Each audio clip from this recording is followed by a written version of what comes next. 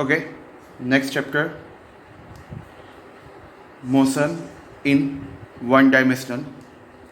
Topic number 1, rest and motion. ठीक है, तो बिफोर हम टॉपिक स्टार्ट करें उससे पहले what is the definition of rest. Rest किसको बोलते हैं और मोशन किसको बोलेंगे. What is the difference between this two word, rest and motion. Remember, if a body does not change its position as time passes with respect to frame of reference, it is said to be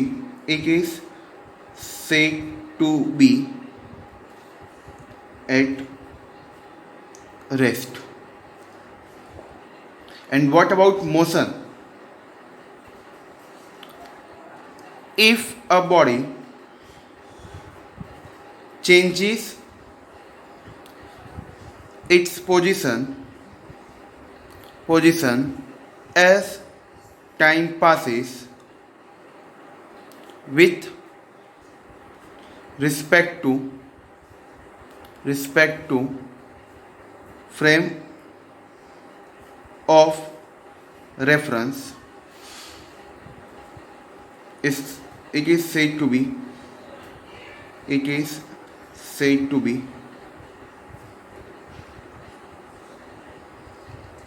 at motion. Suppose I take one example. A passenger standing on a platform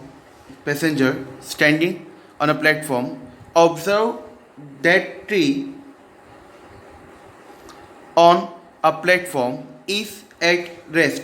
यहाँ पे क्या हो रहा है कि passenger platform पे खड़ा है और जो प्लेटफॉर्म पे जो ट्री है उसको ऑब्जर्व कर रहा है. तो पैसेंजर को क्या लग रहा है, ये ट्री कौन सा कंडीशन में होगा, रेस्ट कंडीशन में. यस और no.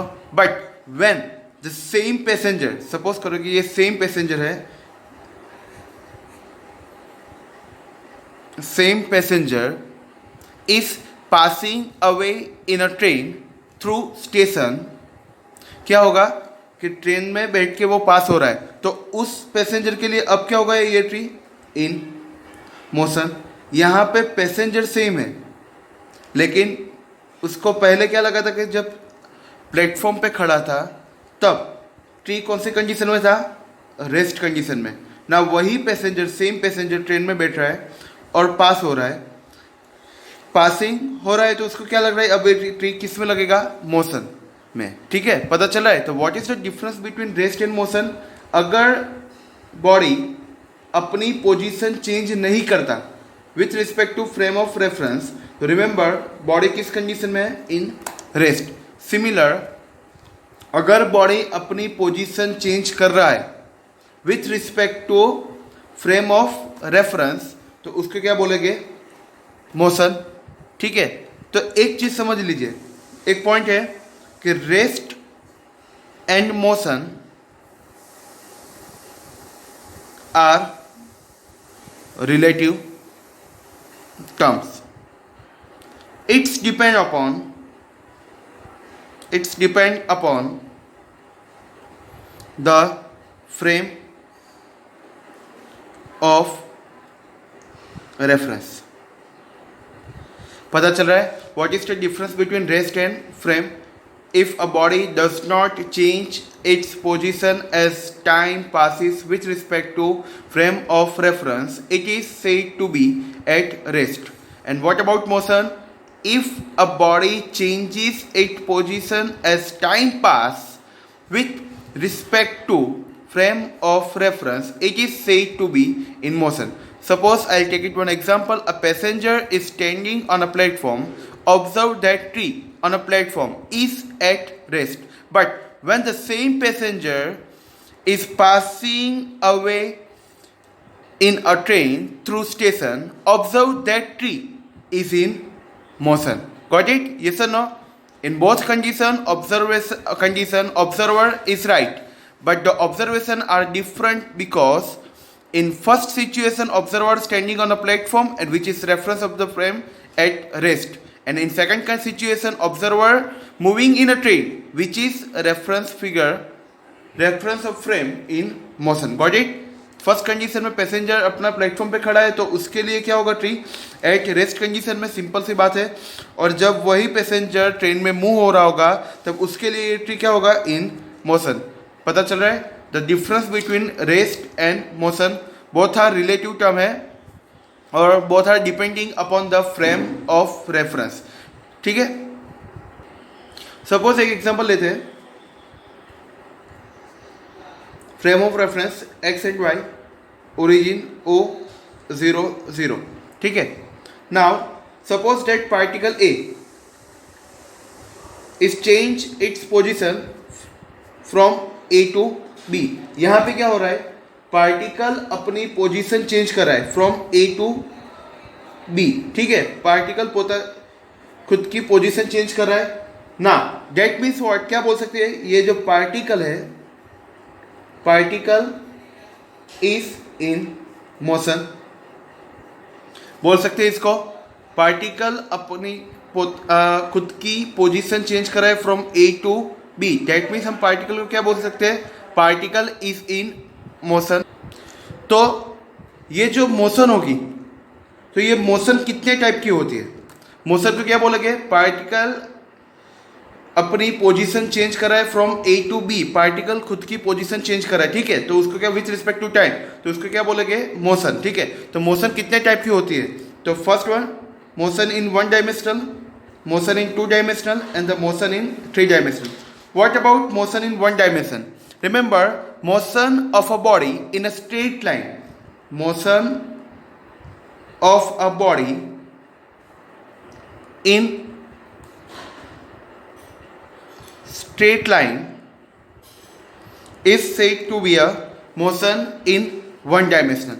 What about two dimensional? Motion of body in a plane, motion of body in a plane is called motion in two dimension. What about three dimension? Motion of a body in space, motion of a body in space is called three dimensional. Suppose करो इसका example क्या लगे, suppose यहाँ पे one dimensional motion होगा जो straight line पे move करेगा, टू डायमेंशनल यानी motion of a body in a plane, and three dimensional यानी in a space. What about the example of the one dimensional? Suppose कर लेते कि motion of a car on a straight road, motion of a car on a straight road. What about in two dimensional? What is the example of two dimensional? कहाँ पे दिखता है, देखा है कहीं पे, motion of a car on a circular turn, motion of a car on a circular turn. What about in three dimension, motion of flying kite, ये simple से एग्जांपल दे दिए, मोशन ऑफ फ्लाइंग काइट्स। पता चल रहा है, motion किसको बोलेंगे, अगर पार्टिकल खुद की पोजीशन चेंज कर रहा है विथ रिस्पेक्ट टू टाइम, उसको मोशन बोलेंगे। ठीक है, तो there is three type of motion, one dimensional, two dimensional and the three dimensional. What about one dimensional, motion moving in a straight direction, motion moving in a straight line, that is known as one dimensional. What about two dimensional, motion of body in a plane like a car moving on a circular turn. And what about three dimension, motion of a body in space, for example motion of flying kites, motion of flying insect, there is so many examples.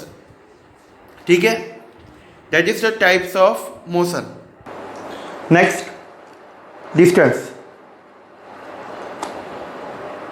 What is the definition of distance? Distance किसको बोलते हैं, it is the actual path length, it is the actual path length covered by a moving particle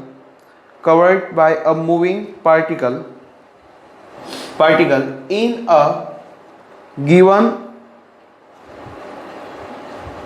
interval of time,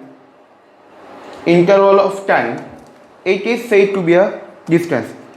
It is, remember, the actual path length covered by a moving particle in a given interval of time. Suppose यहाँ पे एक example लेते हैं हम,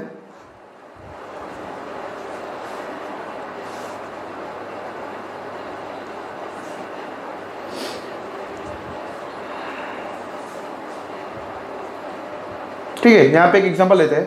suppose particle a start from A and reach to C through point B as shown in figure. ठीक है, तो यहाँ पे टोटल पाथ लेंथ कितना कवर कर रहा है by particle? Total path length, it is also said to be a distance, is equal to, कहां पे? पार्टिकल ए कहां से स्टार्ट कर रहा है? फ्रॉम ए टू सी, उसको ट्रैवल करना है थ्रू बी, यानी पहले ए टू बी जाएगा, then after B to C. तो टोटल डिस्टेंस कितना होगा? A B plus B C. Therefore कितना हुआ? 3 + 4, that is equal to 7 metre. The total distance covered by a particle, that is the non age distance. ठीक है, पता चल रहा है. And what about displacement? What about displacement? Simple सी बात है, उसको शॉर्टकट में लिखे तो minimum distance covered by body. और सेकंड पॉइंट पे लिखे तो displacement is the change in the position vector. Displacement is the change in position vector. It is also said to be a displacement. ठीक है, ये सेम फिगर पे देख लेते हैं. तो यहां से क्या हो रहा है कि ए टू बी और बी टू सी ये अपना पार्टिकल ट्रैवल कर रहा है. ठीक है, तो डिस्टेंस कितना होगा? 3 + 4 is equal to 7 meter. But suppose यहां से minimum position vector, minimum distance कितना होगा? फ्रॉम ए टू सी यहां कनेक्ट किया हुआ है, that is the displacement of particle. ठीक है, पता चल रहा है. यानी पार्टिकल ए टू बी उसको जाना होगा, वो कोई भी पाथ डिस्टेंस कवर करके जाएगा, कोई भी पाथ पकड़ेगा. तो टोटल पाथ लेंथ जो काउंट करेंगे उसको हम बोलेंगे डिस्टेंस. और जो शॉर्टेस्ट डिस्टेंस होगा, शॉर्टेस्ट डिस्टेंस, उसको बोलेंगे हम डिस्प्लेसमेंट. ठीक है, तो ऐसे भी लिख सकते हैं उसको, final minus initial position is equal to displacement. Suppose particle A, ये इनिशियल पॉइंट है पार्टिकल ए का, वो पूरा घूम फिर के वापस उसका फाइनल पोजीशन, घर से निकला और घर पे ही वापस आ गया, उसका फाइनल पोजीशन भी सेम है. तो इसका डिस्प्लेसमेंट कितना होगा? Displacement initial and the final position same है. For the close path initial and final position क्या होगा? सेम. तो डिस्प्लेसमेंट कितना होगा? 0. But what about distance? वो कभी 0 होगा? नहीं. अगर ये सर्कुलर पाथ है तो इसका डिस्टेंस कितना होगा? टोटल पाथ लेंथ, सर्कल का पाथ लेंथ कितना होता है? लेंथ कितना होता है सर्कल का? It's like equal to circumference. कितना हुआ? 2πr. रिमेंबर दैट अगर क्लोज पाथ है, हम यहाँ पे एग्जांपल ले रहे हैं सर्कुलर पाथ का. ठीक है, circular path initial and the final position same होगा, तो displacement is equal to 0. But what about distance? It is not equal to 0 because of उसका total path length covered by an object. Circular है तो circular का length कितना होगा? 2πr. तो उसका डिस्टेंस कितना होगा? Equal to 2πr. पता चल रहा है what is the meaning of displacement, distance? Yes और नो? तो डिस्टेंस क्या बोला हमने? It is the actual path length covered by a moving particle in a given interval of time, that is known as distance. और यहाँ पे एक example भी लिया हुआ है हमने। तो क्या हो रहा है यहाँ पे? If a particle start from the A and reach to C through point B as shown in figure is known as distance. ठीक है, तो distance covered by an object कितना होगा? From A to C, that is equal to from A to B plus B to C is equal to we get 7 meter. That is the distance covered by an object. But what about displacement?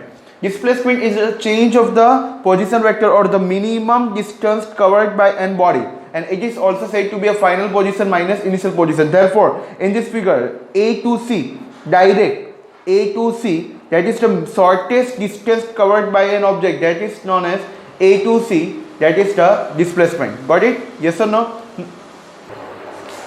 Okay, then what is the main difference between distance and displacement? Number 1, distance क्या होगा? Total length of path covered by our body. Total length of path covered by a body is known as distance. What about displacement? Shortest distance between initial and final position, it is known as displacement. ठीक है, distance यानी total length of the path covered by a body, displacement shortest distance between initial and final position. चलो number 2, distance is a scalar quantity because distance only depends on the magnitude. Remember, distance only depends on the magnitude. कितना distance cover हो रहा है? Like हमने start किया था from A to B and then B to C, तो total distance कितना होगा? 7 metre. It does not depends on the path, कि कौन से पाथ से जा रहा है उसका कुछ फर्क नहीं पड़ने वाला डिस्टेंस को। डिस्टेंस को कितने किससे फर्क पड़ेगा? सिर्फ मैग्नीट्यूड से, कि कितना टोटल डिस्टेंस कवर हो रहा है। What about displacement? It is depends on direction as well as on magnitude, therefore displacement is an vector quantity. ठीक है, now next one, for a closed path,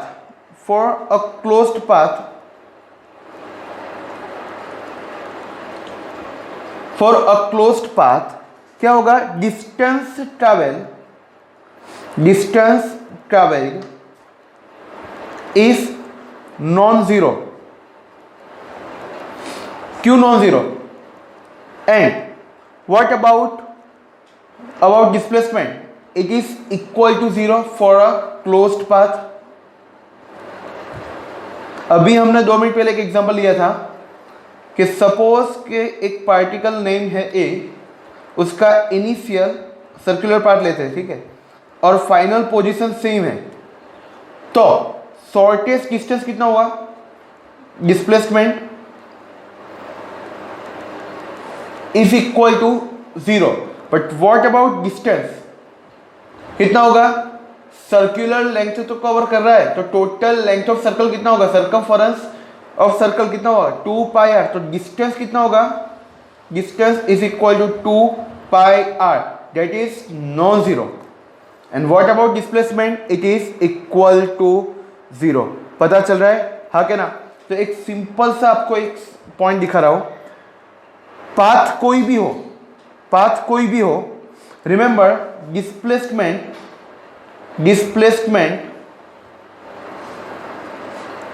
is not greater than distance. और second चीज बात करो तो displacement always lesser equal to distance होगा. डिस्टेंस का जो वैल्यू होगा वो डिस्प्लेसमेंट से ज्यादा ही आने वाला है. और remember for straight line, for straight path it is equal. Displacement is equal to distance. Remember, for a straight path, दोनों का वैल्यू कितना होगा? Same. For any value of that 2 dimensional 3 dimensional, remember that distance का value displacement से ज्यादा ही होने वाला है. पता चल रहा है? कुछ एग्जांपल देखते हैं. Number 1, the location of a particle is changed. What can we say about the displacement and distance covered by the particle? A. Both cannot be 0. One of the two may be 0. Both must be 0 and both must be equal. एक चीज याद रखना, जब भी question में must और मे आए तो थोड़ा कॉन्सेंट्रेट ज्यादा करो और क्वेश्चन को एक बार वापस पढ़ो कि कौन सी कंडीशन, पहले तो क्वेश्चन में से कंडीशन फाइंड आउट करके कौन सी कंडीशन दी हुई है. Now the location of a particle is change. What can we say about the displacement and the distance covered by the particle? Remember, location of a particle is given. वो क्या हो रहा है? चेंज हो रहा है. पार्टिकल का location change हो रहा है. ठीक है, सपोज कर रहे हैं कि हम यहाँ पे इनिशियल पार्टिकल है, पार्टिकल एट इनिशियल कंडीशन, वहां से चेंज होकर जा रहा है एट द फाइनल. ठीक है, तो यहाँ पे क्या होगा कि व्हाट कैन बी से about the displacement and the distance covered by the particle. तो एक सिंपल सी बात है कि ऐसा नहीं बोला है कि वापस फाइनल से इनिशियल पे आ रहा है, वो अपनी पोजीशन चेंज कर रहा है. यानी डिस्टेंस तो ऑब्वियस बात है कि नॉट इक्वल टू 0 ही आने वाला है. ठीक है, एंड व्हाट अबाउट डिस्प्लेसमेंट? अगर पार्टिकल अपनी पोजीशन चेंज कर रहा है तो पोजीशन वेक्टर भी चेंज होगा. कुछ ना कुछ मिनिमम पोजीशन तो उसको मिलने ही वाला है. पाथ कोई भी होगा, पाथ कोई भी हो, लेकिन उसका मिनिमम डिस्टेंस तो आने ही वाला है. Therefore displacement should be not equal to 0. Therefore option क्या होगा? A. Both can not be 0. One of the, दूसरा तो कुछ होने नहीं वाला. ठीक है, पता चल रहा है? तो पहले क्या किया हमने? कंडीशन फाइंड आउट कर ले कि पार्टिकल अपना पोजीशन चेंज कर रहा है, वो कंफर्म है. अगर पार्टिकल चेंज कर रहा है तो देख लो कि वापस तो नहीं आ रहा है अपना इनिशियल पोजीशन पे. नहीं, ऐसा कुछ लिखा नहीं है.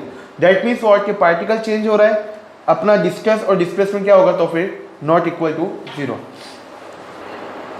Next example, the numerical value of the ratio of the displacement to distance is blank. तो हमने गुरु मंत्र दिया हुआ था कि डिस्प्लेसमेंट का वैल्यू ऑलवेज क्या होगा? Lesser equal to distance. तो थोड़ा क्या करता है कि ये डिस्टेंस को हम साइड चेंज करवाते हैं, तो क्या होगा? Displacement divide by distance lesser equal to 1. तो क्या होगा? Ratio of displacement to the distance आ गया. डिस्प्लेसमेंट टू द डिस्टेंस क्या हो गया? Is blank. तो इसमें ऑप्शन नंबर ए क्या दिया हुआ है? Always less than 1. Second option क्या दिया हुआ है? Always equal to 1. Third option always more than 1 और इक्वल टू और लेस देन 1. क्या दिख रहा है यहाँ पे हमें? इक्वल टू और लेस देन 1. तो आंसर क्या होगा? Option D. पता चल रहा है? हमने एक चीज बोली हुई कि अगर स्ट्रेट मोशन होगा, फॉर स्ट्रेट मोशन, तो रिमेंबर दैट डिस्टेंस और डिस्प्लेसमेंट का वैल्यू बोथ आर इक्वल. ठीक है, पता चल रहा है? डिस्प्लेसमेंट और डिस्टेंस का वैल्यू क्या होगा? मैग्नीट्यूड ऑफ डिस्प्लेसमेंट और डिस्टेंस का वैल्यू क्या होगा?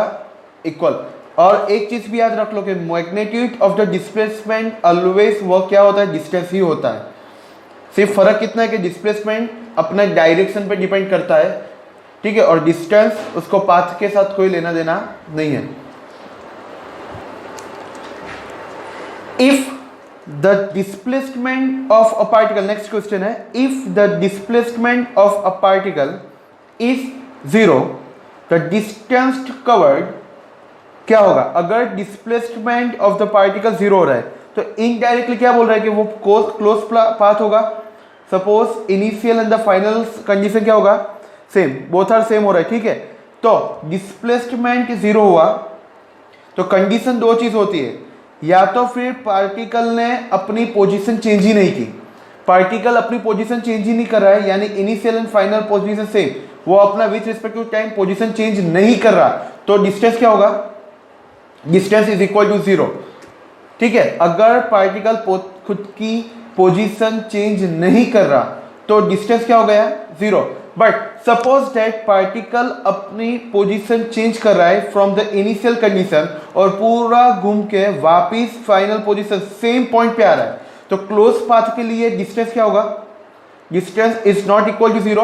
तो यहाँ पे कुछ हम परफेक्ट कह ही नहीं पाएंगे कि डिस्प्लेसमेंट अगर जीरो होगा तो डिस्टेंस जीरो ही होना चाहिए और नॉट इक्वल टू जीरो होना चाहिए। ठीक है, यहाँ पे दो केस लिए हुए, अगर पार्टिकल के खुद की पोजीशन चेंज ही नहीं हुई तो डिस्टेंस जीरो होता है। बट सपोज पार्टिकल खुद का फाइनल पोजीशन और इनिशियल पोजीशन सेम कर रहा है आफ्टर पूरा कंप्लीशन ऑफ पाथ, तो क्या होगा, डिस्प्लेसमेंट तो जीरो ही होने वाला है, लेकिन distance should not be equal to zero.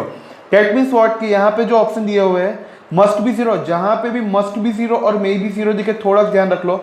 Must be zero का मतलब क्या होगा, जीरो ही होना चाहिए, नहीं भाई कुछ भी नहीं, जीरो और नॉट इक्वल टू जीरो दोनों हो रहा है। तो यहाँ पे ऑप्शन बी हो सकता है, मे और मे नॉट बी जीरो। पता चल रहा है डिस्प्लेसमेंट तो बोथ केस में जीरो है, but in the first case अगर पार्टिकल खुद की पोजीशन चेंज ही नहीं कर रहा है, यानी जहां पे है वहीं पे रह रहा है with respect to time, that means what, distance is equal to zero. But in the second condition particle क्या कर रहा है, घूम फिर के, यानी खुद का इनिशियल पोजीशन चेंज कर रहा है लेकिन पूरा क्लोज पाथ बना रहा है। देखो ठीक है, तो अगर फाइनल पोजीशन पे सेम आ गया तो डिस्टेंस क्या हो गया, not equal to zero. That means क्या, कंडीशन एक लेकिन केस दो हो रहा है। दैट मीन्स यहाँ पे मैंने ऑप्शन बी टिक किया हुआ है, मे और मे नॉट बी जीरो। पता चल रहा है, यस और नो। अगर क्वेश्चन को थोड़ा रिवर्स कर दे तो क्या होगा, if the distance covered is zero, distance को अब इस बार जीरो कर दे। पहले क्वेश्चन में क्या था, डिस्प्लेसमेंट जीरो हो रहा है, तो व्हाट अबाउट डिस्टेंस, क्वेश्चन ये था। अब इस क्वेश्चन में ये हो रहा है कि डिस्टेंस से जीरो हो रहा है, देन व्हाट अबाउट डिस्प्लेसमेंट। ठीक है, तो डिस्टेंस जीरो का मतलब क्या होगा, पार्टिकल खुद की पोजीशन चेंज ही नहीं कर रहा है, यानी इनिशियल कंडीशन और फाइनल बोथ आर सेम, खुद का पोजीशन ही चेंज नहीं कर रहा विद रिस्पेक्ट टू टाइम, एक ही कंडीशन पे है, जहां पे है वहीं पे पार्टिकल रह रहा है। दैट मींस व्हाट कि पार्टिकल का initial and the final position क्या होगा, बोथ आर सेम। तो अगर final and initial position change same है तो व्हाट अबाउट डिस्प्लेसमेंट, तो ऑब्वियस बात है शॉर्टेस्ट डिस्टेंस कहां पे होगा, अगर पार्टिकल ही चेंज नहीं होगा तो डिस्प्लेसमेंट क्या होगा, must be zero. Remember that, मैंने बोला कि क्वेश्चन में जब भी मस्ट और मे आए तो थोड़ा सा कॉन्सेंट्रेट करो कंडीशन पे कि क्या दिया हुआ है। तो यहाँ पे क्या होगा, मस्ट बी जीरो, अगर पार्टिकल का डिस्टेंस जीरो हो रहा है तो displacement must be zero, zero ही होगा कुछ भी हो। Question number 5, the magnitude of displacement is equal to the distance covered in a given interval of time. क्या बोल रहा है, मैग्नीट्यूड ऑफ डिस्प्लेसमेंट वो क्या हो रहा है, इक्वल टू डिस्टेंस। ये तो हमारा गुरु मंत्र हो गया।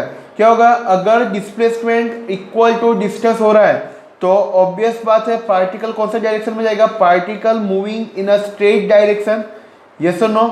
स्पीड कौन सी भी हो, स्पीड कांस्टेंट हो या फिर वेरी हो रही हो, कुछ फर्क नहीं पड़ने वाला, लेकिन अपनी पोजीशन चेंज कर रहा है in state condition if the displacement equal to distance हो रहा है। और मैंने क्या बोला कि magnitude of displacement is equal to क्या होता है, डिस्टेंस। तो पार्टिकल कौन से डायरेक्शन में जाता है, in a straight line. Therefore option देख लो कौन सा हो रहा है, move with the constant acceleration along any path, move with the constant speed. यहाँ पे सी ऑप्शन देखो, move in a same direction, same direction में जा रहा है, स्ट्रेट लाइन यानी सेम डायरेक्शन में जा रहा है, with respect to constant velocity और with the variable velocity. Velocity के साथ कोई लेना देना नहीं है, if the displacement magnitude of displacement and the distance are same हो रहा है तो ठीक है। तो पार्टिकल कौन सी डायरेक्शन में होगा, स्ट्रेट लाइन, स्ट्रेट लाइन यानी in a same direction with the constant speed और द वेरिएबल स्पीड, कुछ फर्क होने वाला नहीं है। That is the question number 5। तो यहां पे हमारा first topic distance and the displacement, rest and the position खत्म हो रहा है, पार्ट 1।